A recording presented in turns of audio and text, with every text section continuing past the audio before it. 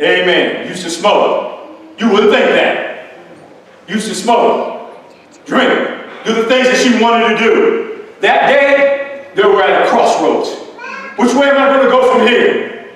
Amen. She said, they said she stood there and she took that songbook. And after God had knocked at that heart's door so much, she took that songbook and threw it down. And off to the altar she went. And you know what her testimony, not just her witnessing, but her testimony is, from that time on, I love salvation. I love, Brother Tony, she couldn't hardly hear that well because she didn't have on her earbuds. She couldn't hardly hear. But on Tuesday morning, he said, Aunt Shirley, what you thankful for? She said, I love salvation. And Psalm 233 in the songbook, I am so glad. Almost every, talking about that tape running over and over and over again in the travels, Sister Shirley, almost every Tuesday morning, I am so glad. And when we were done with the song, she would testify to the fact, I am so glad I gave my heart and life to God, that she was saved. That day after she bowed at that altar, Jesus met her along the way, changed her life around. Sister Shirley decided right then and there, I've got a job to do. Let's read about it. Jesus spoke with the woman. We're not going to go through all that for time's sake. We're not going to go through all that. But we want to get out here where it really hit home. Jesus said in the 21st verse, Jesus said unto her, Woman, believe me, the hour cometh when ye shall neither in this mountain nor yet at Jerusalem worship the Father. Ye worship ye know not what. We know what we worship, for salvation is of the Jews. But the hour cometh, and now is. Saints, this is the most important thing for Sister Shirley. When the true worshipers shall worship the Father in spirit and in truth, for the Father seeketh such to worship him. God is a spirit, and they that worship him must worship him in spirit and what? And the Bible's very clear. Bible truth and what? Don't sell the truth.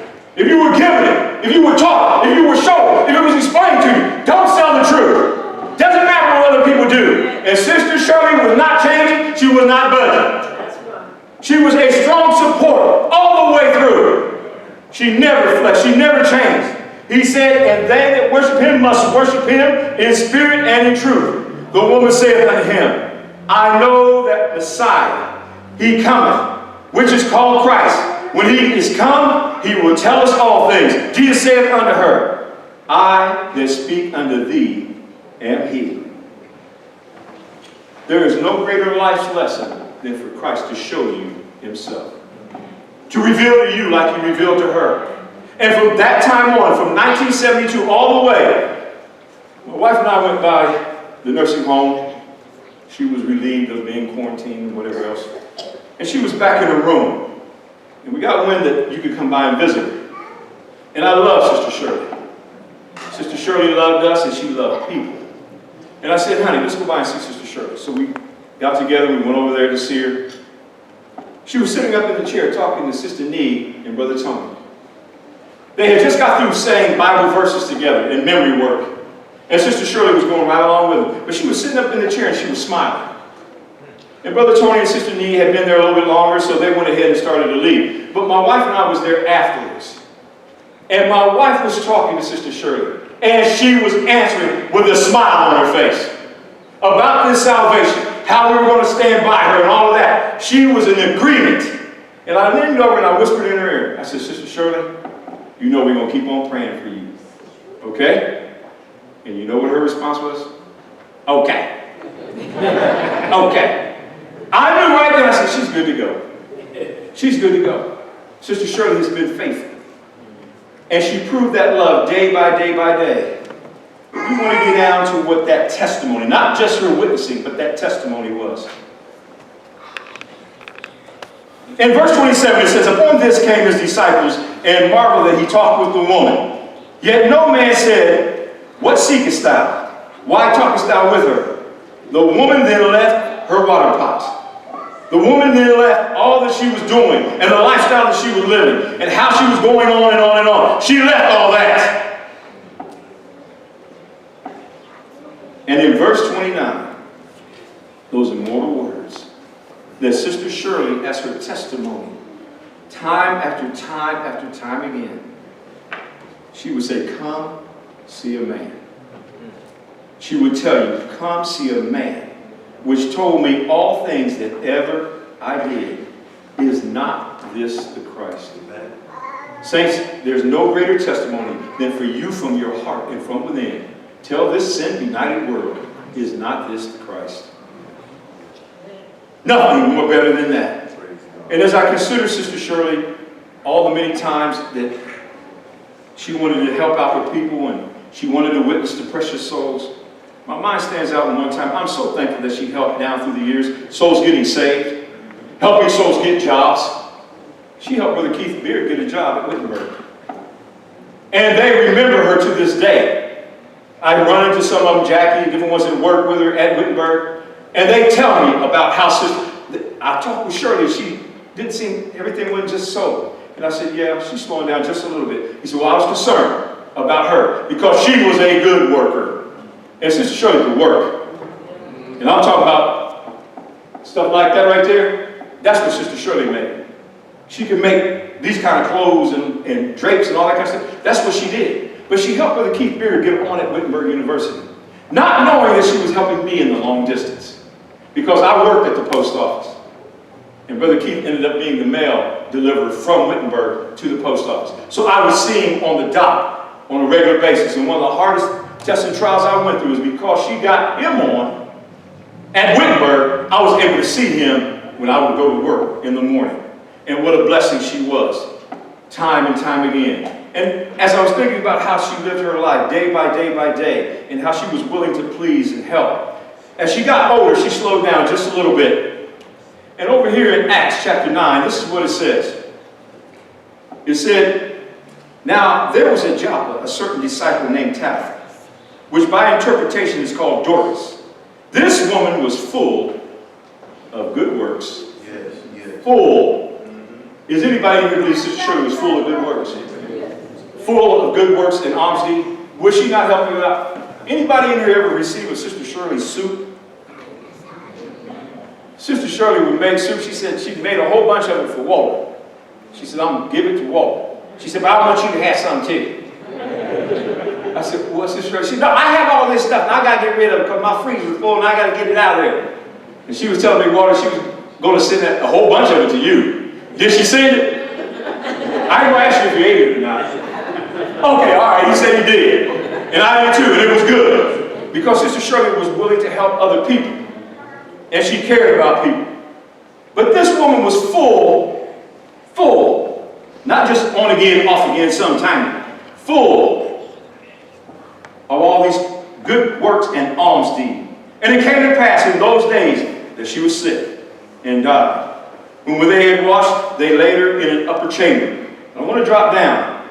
Then Peter arose and went with them. When he was come, they brought him into the upper chamber, and all the widows stood by him weeping, and showing the coats and garments which Dorcas made while she was with them. And when I came, my wife and I came 43 years ago. We got saved on the same day. And not long after that, we got married. But when I came to church, not knowing, just coming to church like people come to church. I came to church, I had on a peach suit. I came here in a peach suit with a light brown shirt and a matching tie. Mercy, that's probably how I felt too, When I walked in here and saw everybody pretty much in black and white, and I'm in this peach suit, and I'm radiating, I'm standing out, everybody else is, modest and, dressed down, and I'm coming in here with these wedgie shoes on and this peach suit, you know how we work. I ain't the only one in here that was unsaved. Y'all look at me like, I never dressed like that. Yes, you did. Yes, you did. Y'all not fooling me. Come on. I ain't the only one in here that was like that. And God had to save us. Amen. But when I looked around, I They don't do that here. I was standing out water like a sore thumb, and I felt like it too. I got up, I said, come on, let's go. So we got up and we walked, go out. Brother Ron told Brother Kinley, so those young people were leaving. He came back and met us at the back door. And he said, we hope you come back. I said, yes, we're going to be back. But when I came back, I had made a commitment to myself. This is personal, okay? I don't want nobody to get it twisted, all right? This is a personal conviction. When I came, I said in service time, I'm going to look modest and I'm going to be modest. In every sense of the word. And I was. I never came back like that again. And one of the brothers, they said, boy, your dad, he sure likes rocking them banded collar shirts. You know who made those banded collar shirts for me? Sister Shirley. She said, I can do that. Because I said, it's kind of hard to find a banded collar shirt. She said, I can do that. I'd buy a new shirt. Sister Shirley would take it and make it a banded collar shirt. And people wonder, where are you getting them banded collar shirts at? Them things are kind of outdated and all that. Whatever. All I know is that I had a personal conviction. And you could show time after time all the things you would do for people. You could show it time after time. Instant on instant. And the help that she caused people to do. But when they showed all the things that she had done and how she had left all that other behind, and now she's helping so many precious souls. Every last one of us in here today can say, Sister Shirley helped us. And encouraged us. There was a song, she'd come up to me sometime in the heat of the battle, and you know what it was? She wouldn't come up here and always sing it. You all had it in that brochure. Don't give up. Don't give up. When the way seems dark, don't give up. Trust in God, but don't give up. When your way seems dark and dreary, don't give up. So after they had showed all of these things, they said she has done so many good works. One last one before I hit this last point. I don't know if some of you all remember when out here it was all tore up about 3 or 4 years ago. They were redoing the street. Sister Shirley was starting to wear down just a little bit. She'd sit up at the house, and she couldn't get around quite as much as she would have liked to and whatnot. The workers were out here working, and they were putting in new curbing and water meters and things of that nature. And she would sit up there, and she in her mind, she was thinking, how can I still get out and witness to a precious soul? Sister Shirley got a bright idea. She said, those workers, they can't go nowhere. I've got a captive audience. They're on the clock. And they can say, hey, I'm tired of listening to you, lady. I'm going home. No, you're on the clock. You're right here. Sister Shirley said she'd take water bottles down to them and say, here, you want some water? And then she would tell them about Jesus.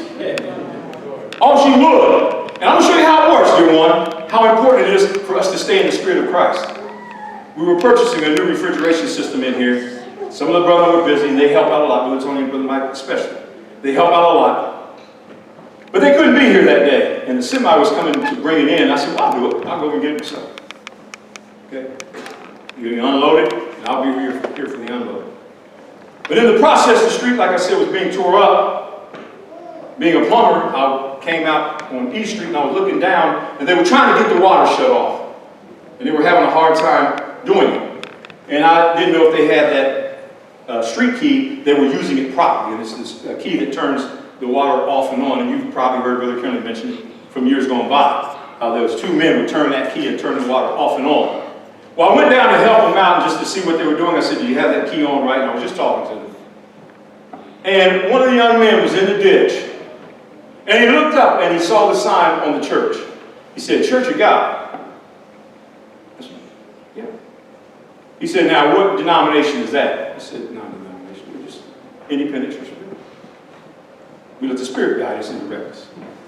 He said, oh, really? Now evidently, Sister Shirley, he was one of the ones Sister Shirley gave a bottle of water to. But this is how it works, dear one. God's going to meet you at some point in time wherever you're at. Oh, yes, He is. He's going to see to that. As I was talking to him, he said, I was raised church guy. I said, really? He was working for a company out of Urbana, Ohio. He said, yes. He said, I grew up in Newark, Ohio. God's acres. And I said, oh. Now, I love to study, okay? And so I have those books, Emerson Wilson's book. So I began to talk to this young man and relate to him. And I could tell that the Spirit of God was working on him and dealing with him. And so when I found out, he said something about a brother-in-law. And I said, really, where from? And he told me where he was from. I called that brother up after I talked to this young man. And I said, I mentioned his name, and he began to tell me about him. He said, Brother Kelly, he said, there's one thing about it. He got bitter. He got bitter. Dear one, don't get bitter. Sister Shirley, she didn't regret the decision she made. Don't let anything make you bitter. Amen? I'm saying that for everybody. Amen? Bitterness can't go to heaven. Let me just tell you that right now.